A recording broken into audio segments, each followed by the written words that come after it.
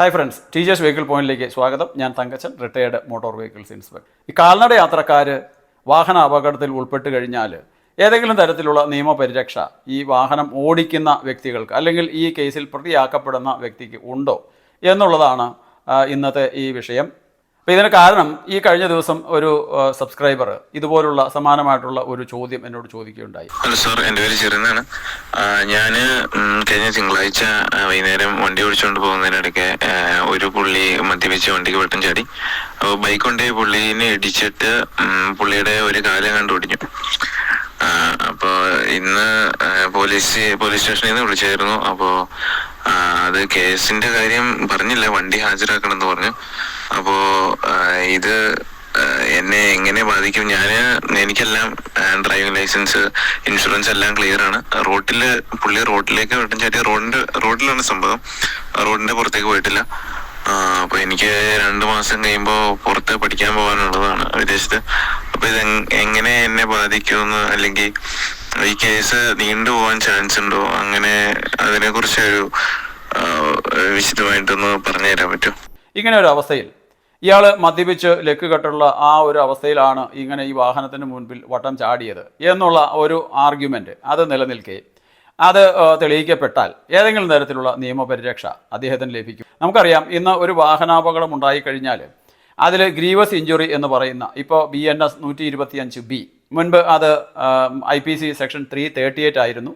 അപ്പോൾ അങ്ങനെ ഒരു സാഹചര്യത്തിൽ നമ്മുടെ മോട്ടോർ വാഹന നിയമം അനുസരിച്ച് ഇതിൽ പ്രതിയാക്കപ്പെടുന്ന വ്യക്തിയുടെ ലൈസൻസ് സസ്പെൻഡ് ചെയ്യും. പോലീസ് പ്രതിയാക്കിയിട്ടുണ്ടെങ്കിൽ തീർച്ചയായിട്ടും ജുഡീഷ്യൽ ഫസ്റ്റ് ക്ലാസ് മജിസ്ട്രേറ്റ് കോടതിയിൽ നിങ്ങൾക്ക് ഒരു 5-6 മാസത്തിനുള്ളിൽ തന്നെ നിങ്ങൾക്ക് കേസിന് നിങ്ങളെ വിളിക്കുകയും അങ്ങനെ ഹാജരാകുമ്പോൾ അത് കുറ്റം ചെയ്തിട്ടുണ്ട് എന്ന് തന്നെ ആയിരിക്കും. പ്രത്യേകിച്ചും പോലീസ് പ്രതിയാക്കിയ സ്ഥിതിക്ക് പിന്നെ കുറ്റം ചെയ്തിട്ടില്ല എന്ന് പറഞ്ഞാൽ അത് തെളിയിക്കേണ്ട ചുമതല ഇയാൾ തന്നെ ഒരു അഡ്വക്കേറ്റിനെ വെച്ച് തെളിയിക്കേണ്ടി വരും. അപ്പോൾ പലപ്പോഴും ഇത് കുറ്റം സമ്മതിക്കുകയാണ് ചെയ്യുന്നത്. പണ്ടൊക്കെ അത് ഒരു 1000 രൂപ പിഴ ഉണ്ടായിരുന്നെങ്കിൽ ഇന്ന് അതിൻ്റെ പിഴ എന്ന് പറയുന്നത് 10,000 രൂപയാണ്. ഇതുകൂടാതെ തന്നെ ഇയാളുടെ ലൈസൻസ് 1 മാസം തൊട്ട് 3 മാസം വരെയോ ഒക്കെ സസ്പെൻഡ് ചെയ്യാനായിട്ടുള്ള ഒരു അധികാരം RTOയ്ക്കുണ്ട്. അപ്പോൾ ഇങ്ങനെയുള്ള കാര്യങ്ങളെല്ലാം പരിഗണിക്കുമ്പോൾ നമുക്ക് ഏതെങ്കിലും തരത്തിലുള്ള ഒരു നിയമപരിരക്ഷ ഉണ്ടോ എന്നുള്ള ഒരു ചോദ്യമാണ് അദ്ദേഹം ചോദിച്ചത്. കൂടാതെ അദ്ദേഹത്തിന് വിദേശത്തേക്ക് പോകാനായിട്ടുള്ള എല്ലാം ശരിയായിട്ടിരിക്കുകയാണ്. ഈ ഒരു സാഹചര്യത്തിൽ എന്ത് സംഭവിക്കുമെന്നാണ് അദ്ദേഹത്തിൻ്റെ ചോദ്യം. ഇതോടൊപ്പം തന്നെ പരിഗണിക്കേണ്ട മറ്റൊരു വിഷയമാണ്, കുറച്ച് നാളുകൾക്ക് മുമ്പ് ബഹുമാനപ്പെട്ട ട്രാൻസ്പോർട്ട് കമ്മീഷണർ ഒരു പ്രസ്താവന ഇറക്കിയുണ്ടായി. അത് കാൽനട യാത്രക്കാർ നമ്മുടെ ഈ റോഡ് ഉപയോഗിക്കുന്നത് സംബന്ധിച്ചിട്ടുള്ള ആ കാര്യത്തെക്കുറിച്ച് തന്നെയാണ്. അതായത് കാൽനട യാത്രക്കാർ ശരിയായ രീതിയിൽ റോഡ് ഉപയോഗിക്കുന്നില്ല. അതായത് ഇപ്പോൾ സീബ്ര ക്രോസിങ്ങുകൾ വരച്ചിട്ടുള്ള സ്ഥലത്ത് കൂടി റോഡ് ക്രോസ് ചെയ്യുന്നില്ല. എപ്പോഴും തോന്നിയ മാതിരി ഈ റോഡിൽ കൂടി ജെ ബാക്കിംഗ് എന്നൊക്കെ നമ്മൾ ഇംഗ്ലീഷിൽ പറയുന്ന രീതിയിൽ തോന്നിയ പോലെ ക്രോസ് ചെയ്ത് വാഹനങ്ങളുടെ മുൻപിൽ പെടുന്നു. ഇങ്ങനെയുള്ള അതെല്ലാം ഒരു കുറ്റകരമായിട്ടുള്ള രീതിയിൽ അത് കണക്കാക്കും, അല്ലെങ്കിൽ പിഴ ഈടാക്കും എന്ന് തോന്നിപ്പിക്കുന്ന രീതിയിലുള്ളൊരു പ്രസ്താവനയാണ് അദ്ദേഹം പുറപ്പെടുവിച്ചത്. എന്നാൽ നാളിതുവരെ ഇങ്ങനെ ഒരു നിയമം നമ്മളുടെ ഇപ്പോൾ ഈ മോട്ടോർ വാഹന നിയമത്തിലോ അല്ലെങ്കിൽ നമ്മുടെ ഈ റോഡ് റെഗുലേഷൻസിലോ ഒന്നും അങ്ങനെ ഒരു നിയമം ഉള്ളതായിട്ട് കാണുന്നില്ല. എന്നാൽ നമ്മുടെ മോട്ടോർ വാഹന നിയമ ഭേദഗതി 2019 ഉണ്ടായ ഒരു നിയമ ഭേദഗതി നമ്മൾ പരിശോധിച്ച് കഴിഞ്ഞാൽ മോട്ടോർ വാഹന നിയമം സെക്ഷൻ 138 1A എന്ന് പറയുന്ന ഒരു ഭാഗത്ത് സംസ്ഥാന സർക്കാരുകൾക്ക് ഇതുപോലുള്ള നിയമങ്ങൾ ഉണ്ടാക്കാനായിട്ടുള്ള അല്ലെങ്കിൽ ചട്ടങ്ങൾ രൂപീകരിക്കാനായിട്ടുള്ള ഒരു അധികാരം, പവർ ടു മേക്ക് റൂൾസ് എന്ന് നമുക്ക് കാണാനായിട്ട് സാധിക്കുന്നുണ്ട്. പക്ഷേ നാളിതുവരെ ഇങ്ങനെയുള്ള ചട്ടങ്ങളൊന്നും രൂപീകരിച്ചിട്ടില്ല. അതുകൊണ്ട് തന്നെ ഈ കാൽനട യാത്രക്കാർക്ക് പ്രത്യേകിച്ച് അങ്ങനെ ഒരു പിഴ ചുമത്താനോ അല്ലെങ്കിൽ അത് കുറ്റമായിട്ട് കാണാനോ സാധിക്കില്ല. അവരിപ്പോൾ പെഡസ്ട്രിയൻ ക്രോസിങ്ങുകൾ കൂടി അല്ല സീബ്ര ക്രോസിങ്ങുകൾ കൂടി റോഡ് മുറിച്ച് കടക്കുന്നില്ല എന്നുണ്ടെങ്കിലും, അല്ലെങ്കിൽ എവിടെ വെച്ച് റോഡ് മുറിച്ച് കടന്നാലും അതൊന്നും അവർക്കെതിരെ ഒരു പിഴ ചുമത്താനോ അല്ലെങ്കിൽ ആ കുറ്റം ചാർത്താനോ ആയിട്ടുള്ള ഒരു ശിക്ഷയായിട്ട് കാണുന്നില്ല. ഇപ്പോൾ നമുക്ക് ഇന്ന് നമ്മളുടെ പൊതുസ്ഥലത്ത് പുക വലിച്ചാൽ വരെ അതിനുള്ള നിയമങ്ങളൊക്കെ നമുക്കുണ്ടെങ്കിൽ കൂടിയും ഇതുപോലുള്ള ഒരു നിയമം ഇതുവരെ ഇല്ല. അതുകൊണ്ട് തന്നെ ഇപ്പോൾ ഒരു വാഹന അപകടത്തിൽ ഒരു കാൽനട യാത്രക്കാരന് പരിക്ക് പറ്റുന്നു, അയാൾക്ക് ഈ പറയുന്ന ഗ്രീവസ് ഇഞ്ചുറി എന്ന് പറയുന്ന BNS 125B പെടുന്ന ഒരു പരിക്ക് പറ്റുകയാണെന്നുണ്ടെങ്കിൽ, അല്ലെങ്കിൽ കാലൊടിയുകയോ കൈയൊടിയുകയോ ഒക്കെ ചെയ്തു കഴിഞ്ഞാൽ ഇവിടെ ഈ വാഹനം ഓടിക്കുന്ന ആ വ്യക്തി, അതായത് പ്രതിയാക്കപ്പെടുന്ന ഒരു വ്യക്തിക്ക് ഒരു തരത്തിലുമുള്ള നിയമപരിരക്ഷ നമ്മളുടെ നിയമ സംവിധാനങ്ങൾ വാഗ്ദാനം ചെയ്യുന്നില്ല എന്നുള്ളതാണ് വസ്തുത. പ്രത്യേകിച്ചും ബഹുമാനപ്പെട്ട സുപ്രീം കോടതിയുടെ ഒരു വിധി തന്നെയുണ്ട്. ഇവിടെ ഒരു കോൺട്രിബ്യൂട്ടറി നെഗ്ലിജൻസ്, ഇപ്പോൾ 2 വാഹനങ്ങൾ തമ്മിൽ കൂട്ടിയിടിച്ച് കഴിഞ്ഞാൽ പലപ്പോഴും പരിഗണിക്കുന്ന ഒരു വിഷയമാണ് കോൺട്രിബ്യൂട്ടറി നെഗ്ലിജൻസ് ഉണ്ടോ. ഈ പ്രതിയാക്കപ്പെടുന്ന വ്യക്തിക്കെതിരെ കോടതിയിൽ കേസ് നടക്കുന്ന സമയത്ത് സാധാരണഗതിയിൽ പ്രതിഭാഗം വക്കീൽ വാദിക്കുന്ന ഒരു കാര്യമാണ്, ഇതിൽ കോൺട്രിബ്യൂട്ടറി നെഗ്ലിജൻസ് ഉണ്ട്, അതുകൊണ്ട് തന്നെ എൻ്റെ കക്ഷി കുറ്റക്കാരനല്ല എന്ന് വിധിക്കണം എന്നുള്ള രീതിയിലുള്ള ആ വാദങ്ങളെല്ലാം കോടതിയിൽ വരാറുണ്ട്. അപ്പോൾ അങ്ങനെയുള്ള ഒരു സമയത്ത് അതൊന്നും പരിഗണിക്കേണ്ട കാര്യമില്ല, ഒരു കാൽനട യാത്രക്കാരനാണെന്നുണ്ടെങ്കിൽ അത് പരിഗണിക്കേണ്ട കാര്യമില്ല എന്നുള്ള രീതിയിൽ നമുക്ക് ബഹുമാനപ്പെട്ട സുപ്രീം കോടതിയുടെ വിധിയെല്ലാം കാണാനായിട്ട് സാധിക്കും. ഇവിടെ മറ്റൊരു കാര്യം പ്രത്യേകം എടുത്തു പറയാനായിട്ടുള്ളത്, ഇപ്പോൾ ഈ വ്യക്തി ഒരു സീബ്ര ക്രോസിങ്ങുകൾ കൂടി ക്രോസ് ചെയ്യുന്ന സമയത്താണ് ഇങ്ങനെ ഒരു അപകടം ഉണ്ടാവുന്നതെങ്കിൽ ഇങ്ങനെ പെട്ടെന്ന് വട്ടം ചാടി എന്നുള്ള ആ ഒരു വാദം നിലനിൽക്കുകയേയില്ല എന്നുള്ള ഒരു കാര്യം പ്രത്യേകം ശ്രദ്ധിക്കണം. ഇപ്പോൾ പെഡസ്ട്രിയൻ ക്രോസിങ്ങുകൾ പ്രത്യേകിച്ച് മാർക്ക് ചെയ്തിട്ടുള്ള സീബ്ര ക്രോസിങ്ങുകൾ മാർക്ക് ചെയ്തിട്ടുള്ള സ്ഥലങ്ങളിൽ വെച്ച് ഏതെങ്കിലും കാൽനട യാത്രക്കാരനെ ഇടിച്ചു കഴിഞ്ഞാൽ അത് വളരെ ഒരു സീരിയസ് ഒഫൻസ് ആയിട്ടാണ് കോടതികൾ കണക്ക് കൂട്ടുന്നത്. അങ്ങനെ ഒരു സാഹചര്യത്തിൽ നിങ്ങൾക്ക് ഈ പിഴ മാത്രമല്ല ഇംപ്രിസൺമെൻറ്റ്, അതായത് ജയിൽ ശിക്ഷ കൂടി വിധിക്കാനായിട്ടുള്ള ഒരു സാധ്യത നമ്മൾ തള്ളിക്കളയരുത് എന്നാണ് എനിക്ക് പ്രത്യേകം സൂചിപ്പിക്കാനായിട്ടുള്ളത്. അല്ലാത്ത സ്ഥലങ്ങളിൽ, ഇപ്പോൾ സീബ്ര ക്രോസിങ്ങുകൾ വരച്ചിട്ടില്ലാത്ത സ്ഥലങ്ങളിലാണെന്നുണ്ടെങ്കിൽ നിങ്ങൾക്ക് യാതൊരു തരത്തിലുള്ള നിയമപരിരക്ഷ ഇപ്പോൾ കിട്ടില്ല.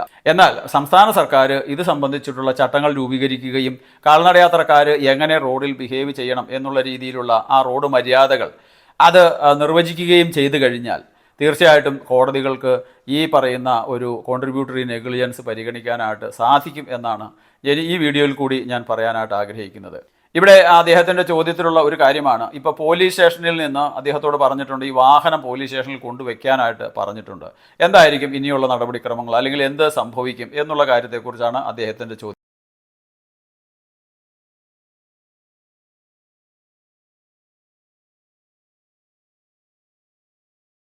ഏതായാലും ഞാൻ നേരത്തെ പറഞ്ഞതുപോലെ നിങ്ങൾ പ്രതിയാകും എന്നുള്ള കാര്യത്തിൽ യാതൊരു തർക്കവുമില്ല. ഇപ്പോൾ ഇങ്ങനെ പ്രതിയായി കഴിഞ്ഞാൽ ഈ കാൽനട യാത്രക്കാരുടെ കേസിൽ മാത്രം നിങ്ങൾക്ക് എന്തെങ്കിലും നിയമപരീക്ഷ ലഭിക്കാനായിട്ടുള്ള സാധ്യത കുറവാണ്.